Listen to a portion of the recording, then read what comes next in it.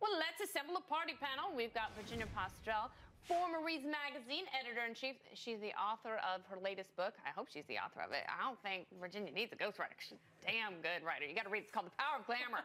And it's amazing. Also, Cathy Reisenwitz joins us for the very first time. She's the editor for Young Voices, who at one point, if I'm not mistaken, was part of a throuple. Is that right? A little bit. If not, it's going to be good. All right, well, what does Ike's resignation say about the current state of politics? Let's put it to our own troops here. I can't get over the fact that it was $1,000. His donation. It wasn't $10,000. So here's what he did. Let's set this up. He donated $1,000 to the Yes on Prop 8 campaign, which was a ballot initiative in California. That passed. And it did pass in 08. And, you know, at the time, it didn't have a huge majority, but it did, in fact, pass. It was a very contentious issue in California and continues to be. Right. California voted on gay marriage how many times? 2 or 3 times over the years? I forget how many times. And it would almost always lose. Public opinion around the country, including California, has changed so rapidly on gay marriage that now a solid majority of people in both places are in favor of it. And now what activists are doing, they're going through the disclosure files, because any disclosure over $100 in California, if you give money to a campaign, and the threshold is higher in other states. It's $200 for a federal campaign. I think $100. It's not very much money. You are going to show up on a database. So activists are hunting database and shaming people and starting public campaigns. For me, the whole thing is very disturbing as someone who is definitely in favor of gay marriage. Of why are you hunting heretics so much for so little? When is the shoe going to be on the other foot? And also from the point of view of Mozilla is at some point you have to stop and just laugh at people for wanting to fire your CEO over a $1,000 political donation. That's just silly. That's not free speech. That's not free commerce. That's not anything related to free. Just laugh at them and don't resign. And there have been libertarians in Silicon Valley who stood up and said, you know, we shouldn't be bullied on these speech issues. You may not agree with him, but does that mean that he should be completely forced to resign? Well, there have been critics from all over the political spectrum that have come out and said that this is wrong. It's not a matter of agreeing with this guy's position. At the end of the day, I think you ought to be able to hire and fire people for whatever reason you choose. That does not make this something that we can't criticize. We can look at it and say, on its face, he could obviously do his job. This didn't impair his ability to do his job. There was no evidence of him discriminating against anyone at the workplace. Yeah. It seems rather absurd that he would effectively be forced out. Granted, he resigned from the position, but that was the day after he'd written a pretty strident blog post about his desire to stay there and to do his job and to seek understanding. He wanted to stay. He was not able to hold on to power.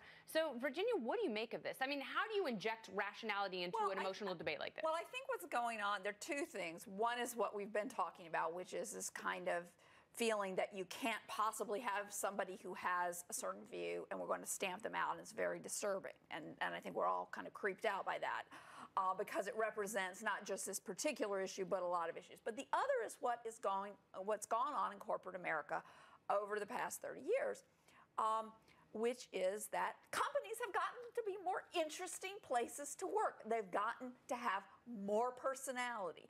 You know, people at Google get hired because only if they're googly. You know, people get hired to work on The Independence if they have the right glasses. And I know Camille has. That's it. No, there are completely superficial reasons. But the thing is, if you have a strong corporate culture, look at him looking so glamorous. If you have a strong corporate culture, that makes it harder to have truly diverse employees personally. If you have a bland, boring corporate culture where people's personal views never get to enter the workplace, nobody gets to have pictures of their kids or do anything, you know, other than work, then, hey, you know, let 1,000 flowers bloom. So there's a tension here. Yeah, there is a tension. And Cathy, are you surprised or disgusted by this? I think what bothers me most is there was a statement that said that meaningful speech requires equality. And I think that really gets the heart at what's wrong with this view, is that maybe in Duck Dynasty world, it's unpopular to make a donation like this, but in Silicon Valley tech companies, this is the minority view. And infringements on speech always are against the minority from the majority. That's right. And that's why it's so dangerous, because someday you may hold the minority position. Well, women make less than men, so the president is going to sign 2 executive orders because he is the fair emperor prefer women in the White House make just as much as their male counterparts. Oh, wait, they don't? No. Carney, smells like hypocrisy stew, buddy. I think that those studies look at the aggregate of everyone on staff, and that includes from the most junior levels to the most senior. When it comes to the bottom line that women who do the same work as men have to be paid the same, there is no question that that is happening here at the White House.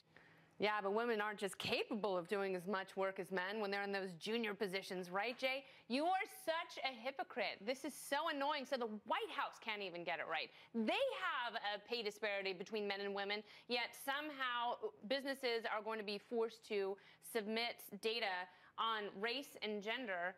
What does this say? Well, it says that there are a lot of people who voted for Barack Obama because they like what he said about women and they don't really care what he does. But seriously, there's this belief that women are oppressed because they make less than men, and which ignores all the progress that's been made, first of all, and ignores the studies. And what the best research on this best research on this topic has been done by Claudia Golden at Harvard. And basically what she finds is that if you have truly the exact same job, credentials, etc., the disparity is because women take time off. They work flex hours, they work part-time, they leave the workforce.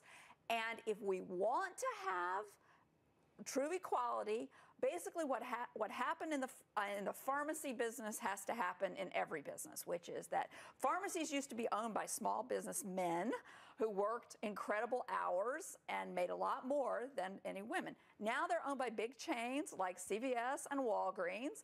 They have great flex hours, part-time, and women pharmacists have flooded into the market. They make huge amounts of money, and they make just as much as men. And that's great, but do we really want every business in America to be like CVS? No, because they stopped selling cigarettes. Absolutely That's not. next. Not that I need them. So, I mean, Cathy, this is obviously a complex issue. Quickly, why do women make less than men? I mean, I think, Barack Obama is proposing regulations that are going to make businesses jump through hoops and, if anything, disincentivize their hiring of women. But what we have on the right a lot of times is saying that, well, these pay discrepancies are explained by women's choices.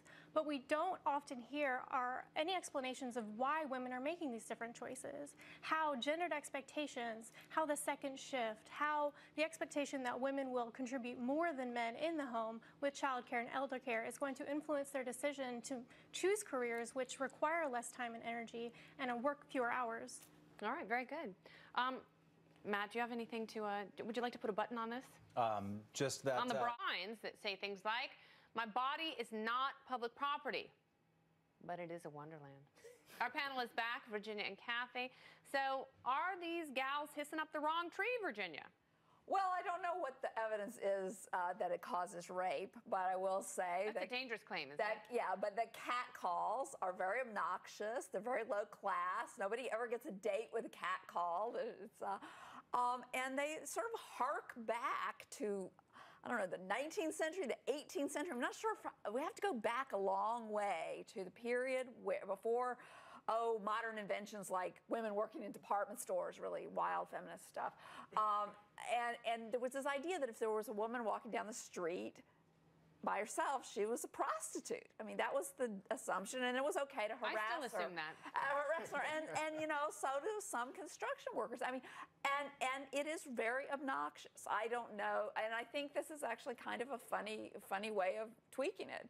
Although then when they roll out the academic feminism thing, it's like, why not just say you're a bore? Yeah.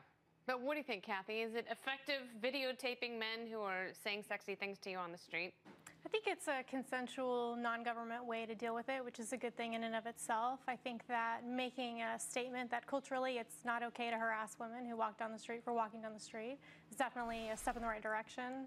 I don't know if the inflatable cat is the best way to go about it. I think, if we're concerned with ending street harassment, maybe give to this group so they can afford better messaging. Has there ever been, for any of the three of you, a construction worker has made some noise that you took as a compliment and a positive experience? I had the opposite reaction. I was pregnant and was catcalled. And I actually went over to him and I was like, what is wrong with you? Seriously. What your problema? No, I don't What's big understand. deal? I mean, Matt, and I know you're just, you don't want to say it, but I'll be the one to put it out there. I've been catcalled before. right. Walking down the street. By men or women? No, by women. I by can women. see that. I mean, if it was a guy, I would acknowledge it. But it was Sharp-dressed man. You're a 10%er. for I know this has probably happened to you too. With It age happens. comes a certain modesty. Yeah. That is definitely But true. I want to say that I'm not offended. I don't take any offense. I actually think it's fantastic, and it's encouraging. Yeah, And sometimes usually you know makes me that an outfit is succeeding. When, Yeah. when No, I would say I have been catcalled where I found it flattering. I will admit that. And I've actually also been stopped by gentlemen who like a booty.